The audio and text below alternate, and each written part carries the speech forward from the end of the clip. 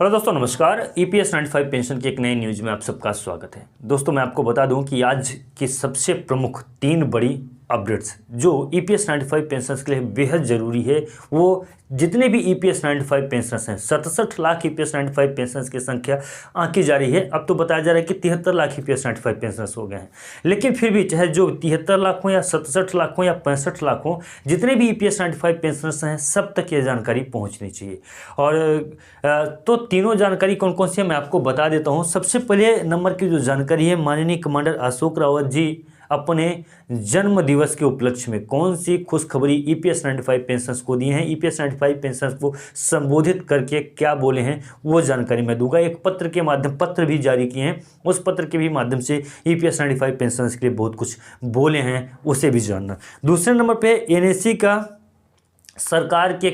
सरकार को आखिरी पत्र लिखा गया है कि सरकार, अभी तक हम भी चुप थे, हम भी बहुत अच्छे तरीके से अभी तक काम कर रहे थे, लेकिन आगे ऐसा नहीं होगा। तो आखिरी पत्र में क्या है वो भी मैं आपको बताऊंगा। और साथ ही साथ में सीबीटी के सदस्यों के नाम का ज्ञापन और बहुत बड़ी जो तो विशाल सभा का आयोजन किया गया था, जिससे सरकार पे ईपीएस 95 पेंशनर्स की पेंशन वृद्धि को लेकर अच्छा खासा जो तो दबाव बनाया जा चुका है। और उसी बीच में माननीय प्रधानमंत्री जी को और साथ ही साथ में मैं आपको बता दूं कि माननीय राष्ट्रपति महोदया को भी ज्ञापन सौंपे गए हैं। पूरी जानकारी को मैं थोड़ा सा विस्तार से आप लोगों को समझाता हूं कि ईपीएस 95 पेंशनर्स को कब तक में पेंशन की राशि मिलने लगेगी और यह सब किया जा रहा है, तो इससे ईपीएस 95 पेंशनर्स को कब तक में फायदा मिलेगा। पहले नंबर पे माननीय कमांडर अशोक रावत जी का अभी हाल ही में 28 और 29 तारीख को माननीय कमांडर अशोक रावत जी और माननीय वीरेंद्र सिंह रजावत सर का जन्म दिवस था। दोनों का जन्म दिवस बहुत ही धूमधाम के साथ में जितने भी ईपीएस 95 पेंशनर्स थे उन्होंने मनाया, उनको जन्म दिवस की ढेर सारी शुभकामनाएं दी।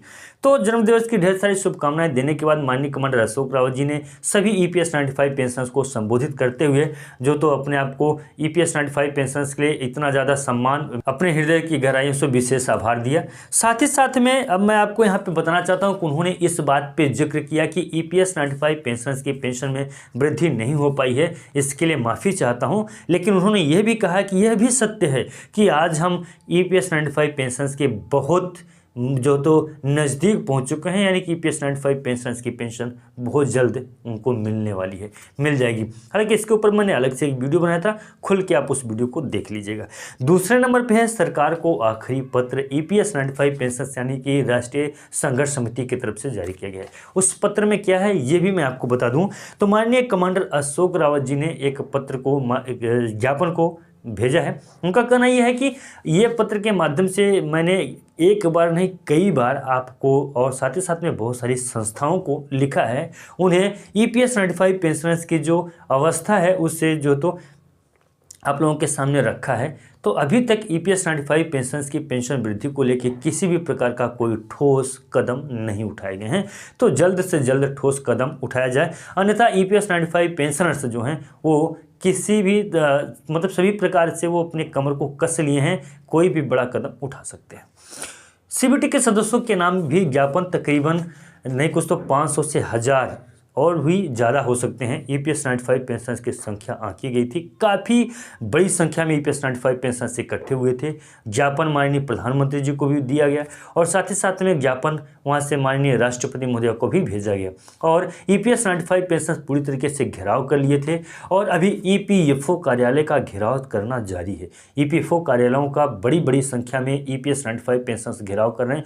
आज 30 तारीख है, आज के डेट में भी ईपीएस 95 पेंशनर्स घेराव कर रहे होंगे। उससे संबंधित भी कोई अपडेट सामने निकल के आएगी तो वो भी मैं आपको बताऊंगा। हालांकि वहां से ईपीएफओ कार्यालय के माध्यम से भी ईपीएस 95 पेंशनर्स को पेंशन की राशि देने से संबंधित कोई बड़ी बात कही जाएगी। अब ईपीएफओ कमिश्नर की भी बड़ी बात जो तो सामने निकल के आई। हालांकि इस टॉपिक को मैं जोड़ा नहीं था, लेकिन अभी मैं आपको बता देता हूँ। फिलहाल इस सब के ऊपर जो तो अलग अलग से छोटा छोटा करके अगर आप लोगों का कमेंट आएगा तो मैं उसके ऊपर अलग से वीडियो बना दूंगा, अगर आप लोग चाहते हैं तो। अगर आप लोग नहीं चाहते हैं तो फिलहाल अभी जो टॉपिक है उन टॉपिकों को आप लोग समझ लीजिए कि जो ईपीएफओ के कमिश्नर साहब थे उनको भी ज्ञापन दिया गया और उन्होंने एक बहुत बड़ी बात कही है कि ईपीएस 95 पेंशनर्स की पेंशन में वृद्धि न होने के पीछे मूलभूत कारण क्या है। जो उनके मूलभूत कारण है उन कारणों को पकड़ चुके हैं और 6 लाख रुपए का जो अतिरिक्त बजट है उस बजट पे विशेष रूप से चर्चा की गई है। और साथ ही साथ में उस बजट का जो 1 साल का ब्याज आता है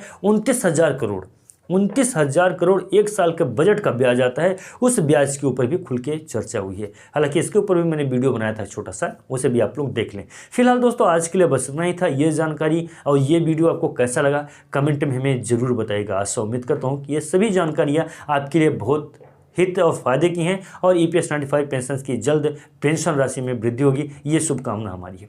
तो दोस्तों आज के लिए बस इतना ही। मिलते हैं किसी नए वीडियो में और नए अपडेट में। एक बात और आपसे कहनी थी कि आप लोग 67 लाख EPS 95 पेंशनर्स हैं, फिर भी हमारे चैनल पे इतने कम सब्सक्राइबर क्यों। आपके लिए मैं लगातार जो तो वीडियो लेके आता हूँ, सही जानकारी आप तक मैं पहुंचाता हूं, इसके बावजूद भी अभी तक मात्र और मात्र 67 लाख EPS 95 पेंशनर्स में मात्र 23,000 EPS 95 पेंशनर्स। तो ऐसा कभी कभी लगता है कि मात्र 23,000 EPS 95 पेंशनर्स ही एक्टिव है और कोई पेंशनर्स एक्टिव नहीं है या उनको पेंशन की राशि चाहिए या नहीं चाहिए। कम से कम आप वहाँ पहुँच नहीं पा रहे हैं। जिनके पास मोबाइल फ़ोन्स नहीं हैं, जिनके पास यूट्यूब चैनल देखने की सुविधा नहीं है, ये तो वो लोग तो ठीक है, लेकिन जिनके पास है जो वीडियो को शेयर तक नहीं कर पा रहे हैं, आगे जो वीडियो को आगे पहुंचा नहीं पा रहे हैं, उनको ये लगता है कि मेरी वीडियो शेयर करने की वजह से ये बंदा सामने वाला पैसा कमा लेगा।